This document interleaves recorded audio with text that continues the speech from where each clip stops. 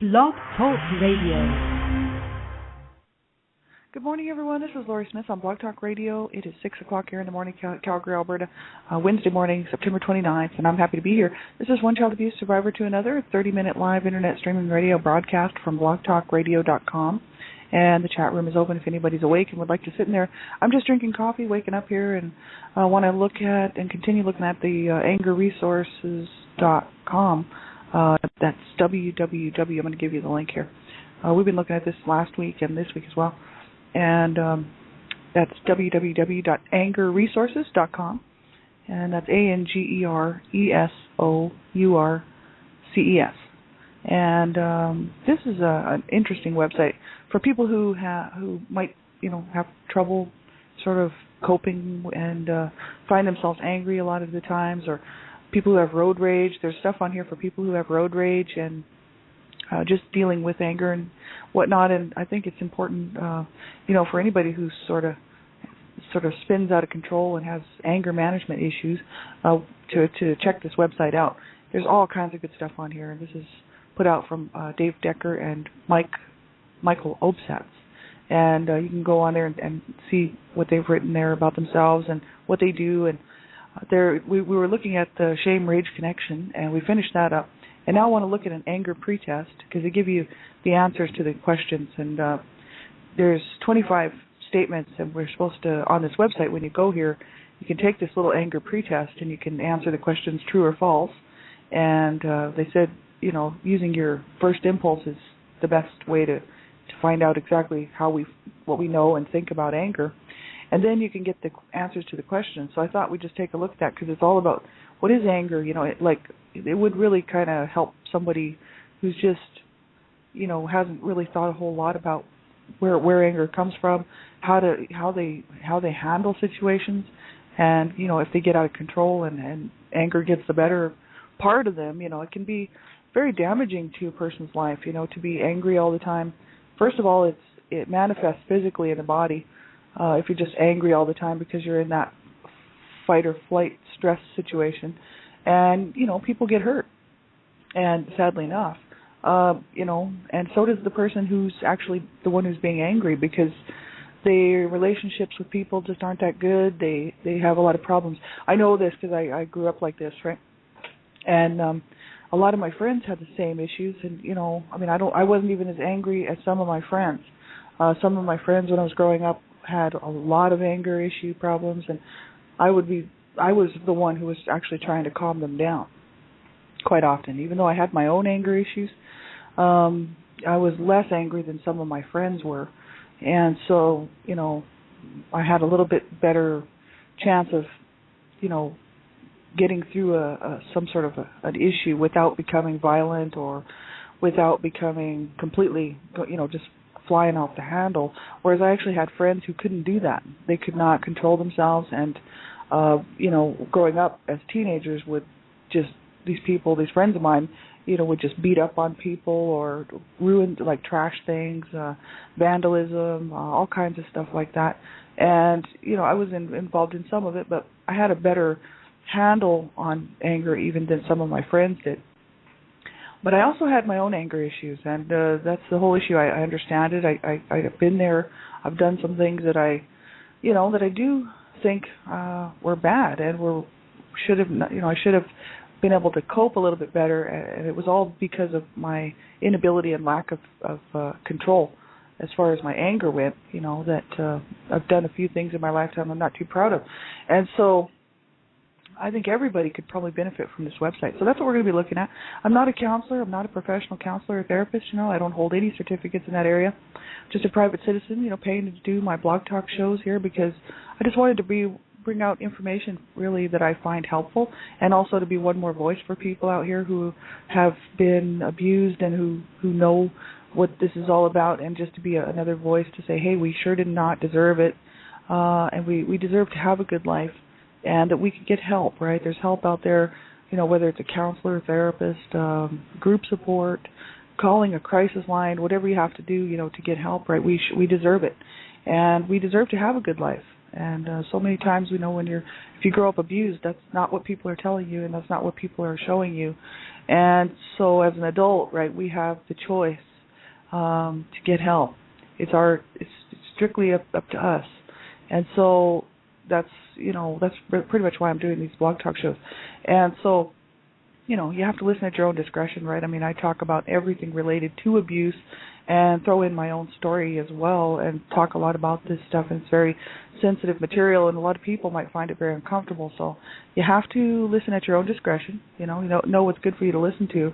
And if it bothers you, you have to turn the show off, right? That's your discretion, and you would not be hurting my feelings at all. So if the show topic bothers you, or it just seems to be like you're not comfortable listening to this information or any information like this, really, just turn the show off, right? Because you want to be in a safe place, and you want to be aware of what you're listening to and whether it will bother you or not, right? Talking about abuse doesn't bother me. What bothered me was being abused as a child, right? That really bothered me. And as a young person, it bothered me the way I was being treated. That really bothered me. Talking about abuse does not bother me, because if we don't talk about it, it's never going to change. If we don't, look at this thing straight on in the face, we're never going to be able to stop child abuse, right? So we have to stop hiding from it and stop pushing it under the carpet and wanting it to be silenced, because so many people would like to see, abuse, the media silenced and other people silenced because they're speaking out against abuse. But the whole issue is that, I'm not going to be silent anymore. And there's a whole lot of other voices out here who are speaking out, and I just want to be one more voice to add to theirs, right? So that's what I'm doing. And young people under the age of 18, I really ask that you have permission to listen to my show, and the reason being is that I care about kids, and I'm fighting along with Dreamcatchers for Abused Children. We're working to save children's lives. We're all volunteers, and we're working around the clock, really, besides the time we have to sleep and eat and go to work, some of us, we're trying to work to save children's lives. So, you keep yourself safe when you're online, and let an adult know what you're doing and what you're listening to and what kind of chat rooms you're hanging out in, and be very, very careful. There's a lot of really extremely dangerous and sick people out there who are child sexual predators and pedophiles who would like to get a hold of children, young teens, and, excuse me, my voice is going, and, sexually abuse them or sexually assault them. And they meet these kids online most of the time, quite often, and you have to be very, very careful what you're doing. Make sure you get the information on how to keep yourself safe online. There's tons and tons of websites out there, and all you have to do is type into your browser online safety for children or internet safety, these type of things, and it will bring you to all kinds of websites that have all kinds of good information on there on how to keep yourself safe when you're online, right? It's so important. You could save your life. You could save your friends' lives, right? If you're a parent, you could save your children's lives by getting that information, right? So we're going to get right into the topic here, Anger Pretest, it's called, and that's www.angeresources.com, angerresources.com. And it says, anger is a confusing subject for many people. There are a lot of misconceptions about anger that exist in our culture. I'm just reading from the page here. It says, this anger pretest is designed to start to help you think about and identify some of the information, beliefs, values, and attitudes that you have about anger. It says, please answer true or false to each of the following questions, usually going with your first impulse. In answering these questions will yield the best results regarding what you actually know and think about anger. It says, please click either true or false radio button to the left of each of the following 25 statements to indicate your answer. And so that's what we do on here if we want to go and take this pretest. Just click on true or false, and then it gives you the answers to the actual statements. And you can reset it and you can do it again, right? It says press the Get Answers button to open a window with the correct answers. And so I'm just going to get the answers, right, so we can just look over the information. It has the statement and then the answer to it. But there's 25 of them, so there's quite a few. I don't think we're going to get through them all today. We might, but I doubt it, but we'll see.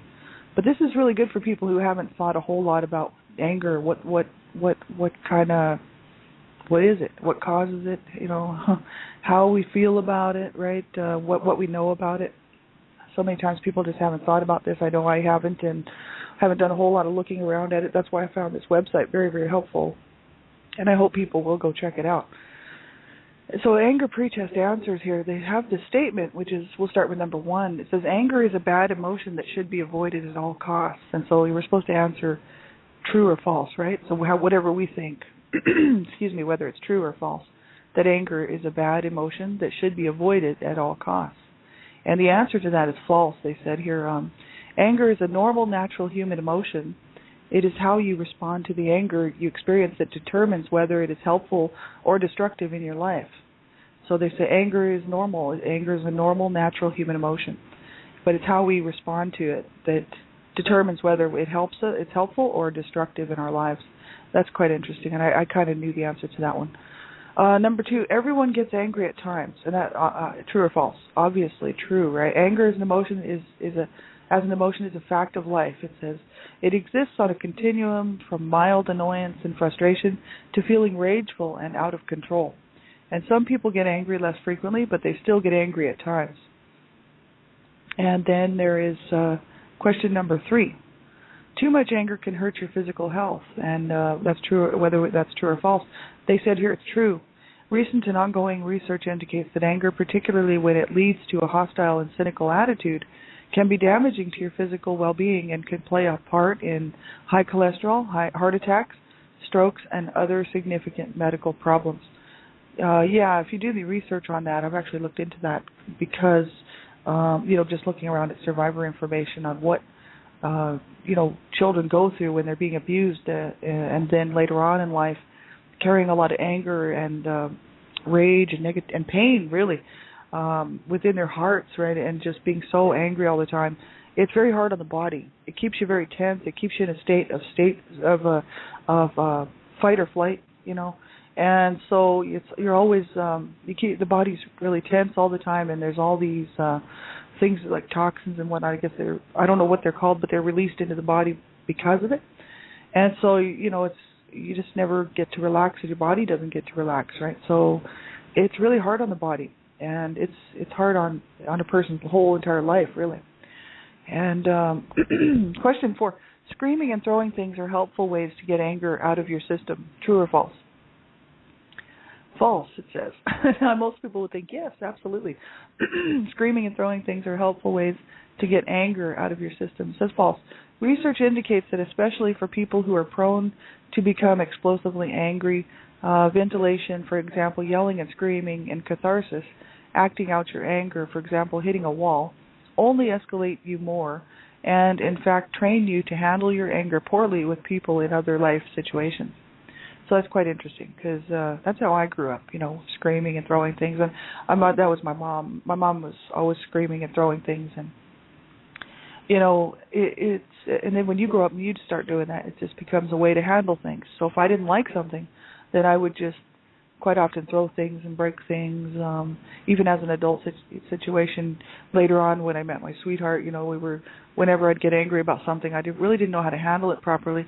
I was just doing what I was taught to do, which for years and years, which was to get violent and to start throwing things or screaming and cursing, actually, cursing and yelling and calling them names when, there was way better ways to handle that situation. And but I was just doing what I was taught to do by my mother, right? So I didn't even really recognize that I was doing these things until my sweetheart said, "Man, you are out of control." And I was like, what? Because I actually was used to doing that. That was my normal way of reacting. The only time I wouldn't do that is if I thought that I would, at work, would get fired or something and I really needed my job. I wouldn't be throwing things at people at work. But in my own personal life, like at home, quite often throwing things, just a real bad, poor way to handle anger. And, all it does is destroy whatever you're throwing. It just breaks things and you end up busting all your stuff. And screaming at people is very hurtful to them. And screaming, it's hurtful to yourself too, because you're just out of control. And so, I agree with that. I really do. I don't know. They say that, for survivors, I've seen on different websites and whatnot where adult survivors of child abuse can, take a pillow and pound it when you're really upset. If you feel like you need to punch something, instead of hurting someone else that you love, like a family member, for instance, that's abuse, right? That's what we don't want to do, is carry the cycle of abuse on, right? So they said, if you have to get that mad, well, punch a pillow or, do something like that instead of getting violent on somebody else, right? But there has to be a better way even than that to handle the situation. But I can kind of see where that could be helpful because I've actually thought about doing it. I haven't done it mainly because my wrists and stuff are really messed up. And I try not to punch anything because I have all kinds of physical problems, you know what I mean? So I can't really get too violent, you know what I mean, without hurting myself even further, right? Because my body is just probably like a 70-year-old or 65-year-old or something, right? So I don't punch things because it's too painful. But some people might find that helpful, right? And so some therapists and psychotherapists might actually suggest that for somebody to punch a pillow or, to yell and scream in the privacy of your own home where, people aren't going to think you're being murdered if you started to yell or scream, right? You have to be kind of careful about that because I wanted to do that myself in my apartment. I thought, hey, I could, but then I thought, no, the neighbors would think I was being killed or something or something was happening, right? They wouldn't realize that I was just trying to let out some of this anger and grief, right? So there's ways to handle it, and I guess if you have a therapist or counselor, you might want to talk to them about that if it seemed to be something that you wanted to try to do. There's ways to handle it, and I think it's better to not be alone when you're doing this stuff, just to make sure that someone's with you so that you're safe and you won't hurt yourself or somebody else, right? And then it says, number 5, angry people can never change the way they handle their anger. True or false? Angry people can never change the way they handle their anger. That's false. It says, when even explosive, disrespectful, and abusive people can learn to react differently to their anger triggers, change their negative attitudes, and learn to handle their responses to feeling angry more effectively. So that's what he says here about that one. Angry people can learn how to change their attitudes, how to react differently to the anger triggers, and then how to learn to handle their responses to feeling angry more effectively. I've done some of that, I'm working on that actually, you know what I mean, because I was just stuffing my anger, right, instead of getting mad and allowing my anger to come out, because I certainly didn't want to hurt anybody. I mean, I realized when I was older, especially in my 20s, I thought, man, I really don't want to hurt people. That'd be the last thing that I want to do. But I'm so angry, so I started to just stuff the anger, I guess whatever you want to call that, just putting the anger, not letting it come out, so it just sat there and sat there and sat there, and so whenever I would get angry, I wouldn't allow it to come out, and then I would feel these intense feelings of rage and anger and rage, going on within my inner self, right? And that's very hard on a person. And that's what, I say that my inner child was raging because she was, and there was no way for me to get that out, right, without hurting somebody or hurting myself for the longest time, because I was considering self-injuring and, had suicidal thoughts and whatnot. So that's the whole issue, anger, we can learn how to change it. We can learn how to react differently to what our anger triggers are, right? Which would be any kind of thing. Like for me especially, I'll just use myself as an example, would be flashbacks. I used to have a lot of I still have a lot of flashbacks. They don't affect me the way that they used to. But I used to have flashbacks, and that would really cause me to sort of spiral downwards into a depression. And, because I had, I had not started to, on my healing journey, right? And so I would spend, days and days really down and really bummed out. And then, of course, I'd be angry because I'd be like, why can I not get over this? What's wrong with me that I can't just be okay with this, Other people around me seem to be okay. Why am I not okay? Right? I just try to compare myself with other people, and I didn't, not necessarily other survivors of child abuse, but just society, right? And thinking, what's the matter with me that I want to self-injure? What's the matter? I really did not start to take a look at it until about 3.5 years ago, and that's where I decided to learn. I decided to heal and to love myself and to try to get some help, right? Instead of just continuing on in this perpetual sort of state of victimhood, you know what I mean? Because really, I didn't even think that I could heal. It wasn't something that I thought I would ever be able to do. So it wasn't an option for me. Healing was not an option for me. Killing myself was.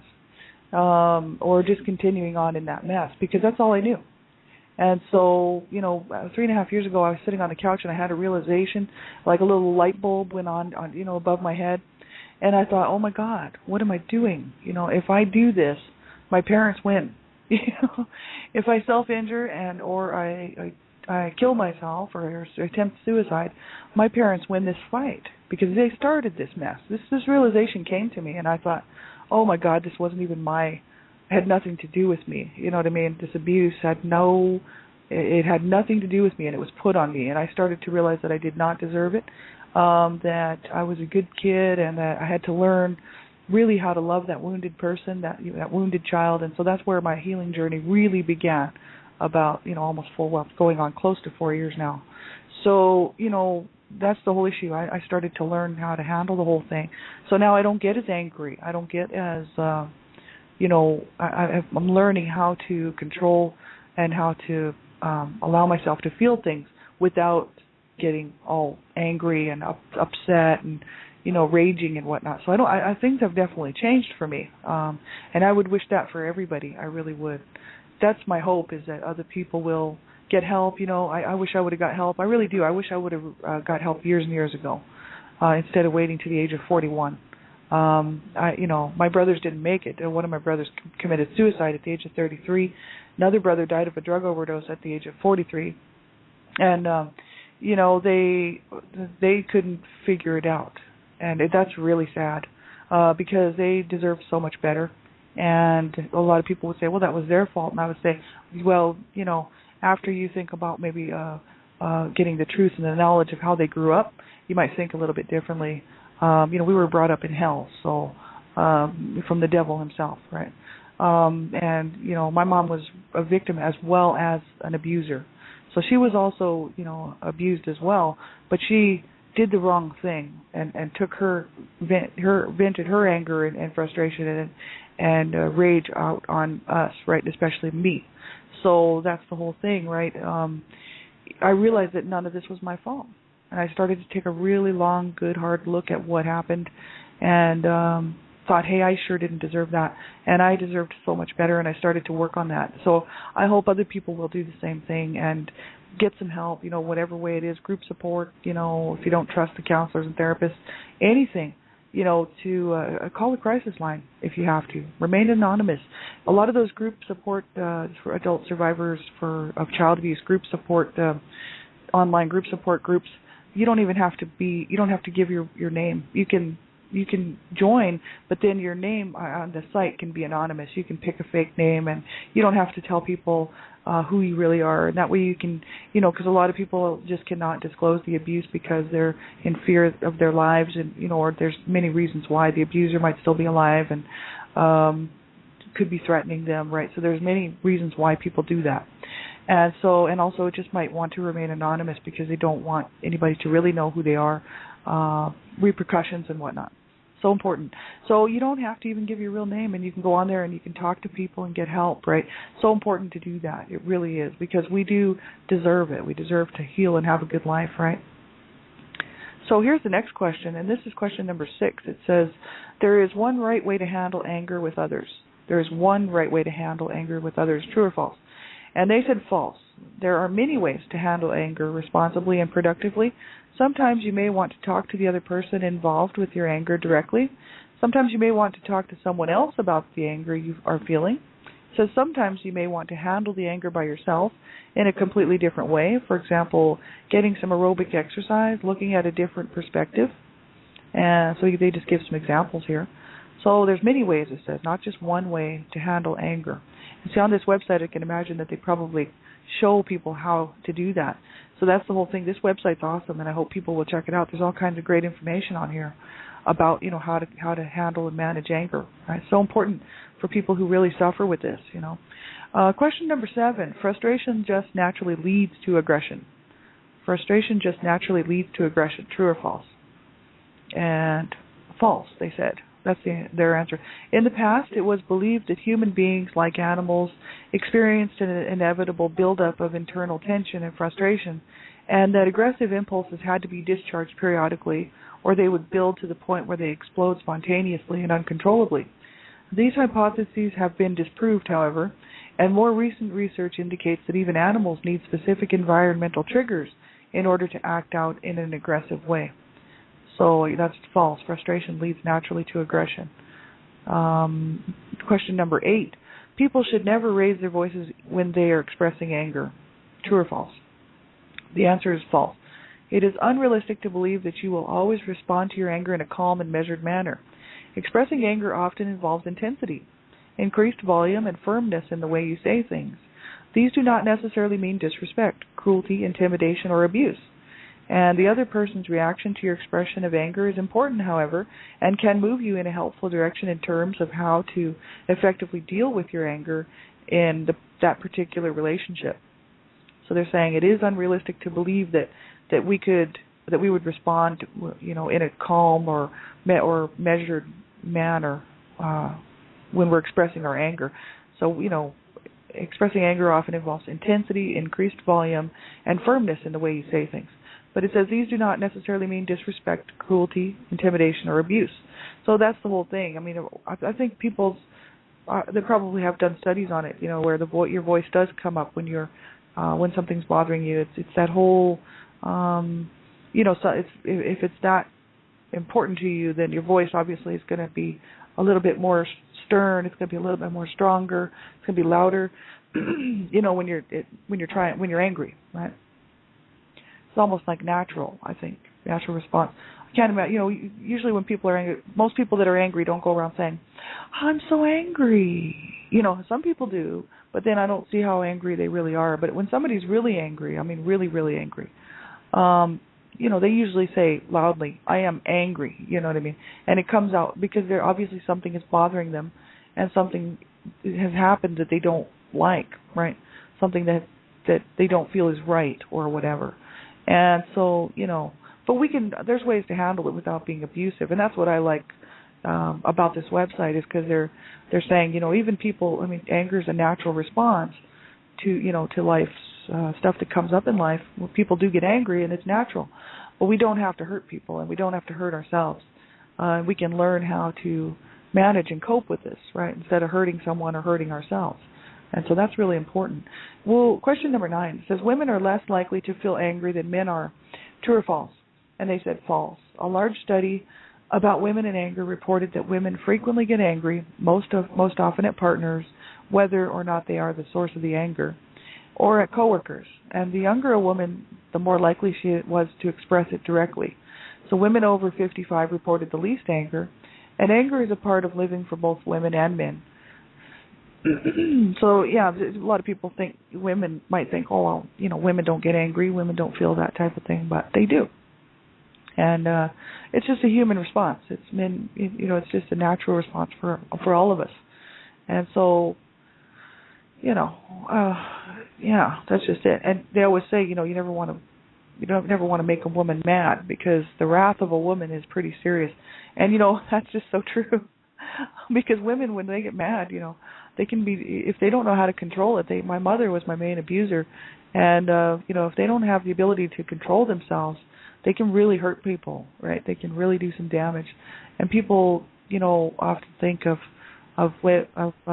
women as being these passive types, these mothers and women being very passive and just very calm. And, that's not the case for a lot of women. Like, there's a lot of women out there who have anger management issues and really need help with their issues, right? And it looks very horrible on a woman. And, I don't like this whole idea of a passive woman either, just sits around taking everything from everybody. But I like a person who is fair and wants to see people treated right and in every area, and treats themselves well and treats the people around them well. To me, that's what a good woman and a good man is. Like people who, even though they might get angry, they're still not going to be abusive, and they're just going to make their point. And there's nothing worse than watching somebody go off on somebody else, and screaming and hollering and kicking their kids around or kicking their partner around or whatever. It doesn't matter whether it's the woman or the man. It just makes them look so bad because they are bad, because nobody should be doing that, right? So we'll continue with this tomorrow, and I hope that you will go check this out. We left off on question number 10, and www.angerresources.com. That's where we're getting this information. It's great stuff, and I hope you have a great day. Take care of yourselves, and I'll be back on tonight, my show, as well as Dreamcatchers Talk Radio here, and I just had a new book released, and you can check it out at http books-4-teens.webs.com. And it's my new book called The La Vida Juvies. It's another part of my story. And I hope that it's a summer. It takes place in the summer, in one summer. And it's sort of a real, it's more of an intimate look at that one summer. And I'm just recalling stuff with my friends and whatnot and what had happened and sort of those years in between where teens are having a hard time. So I hope you will check that out. And hopefully it will help teenagers to realize that if they are being abused or they have substance abuse problems or they just need someone to talk to, that they would reach out and they would get some help, right? That's very important, and it's very important to me because I was a teen and I was suffering, and a lot of my friends were too. And so I would have wished that, I had the sense to get some help and get, to encourage my friends to get help, right? So have a great day, everybody, and we'll talk to you real soon. Take good care. Bye-bye.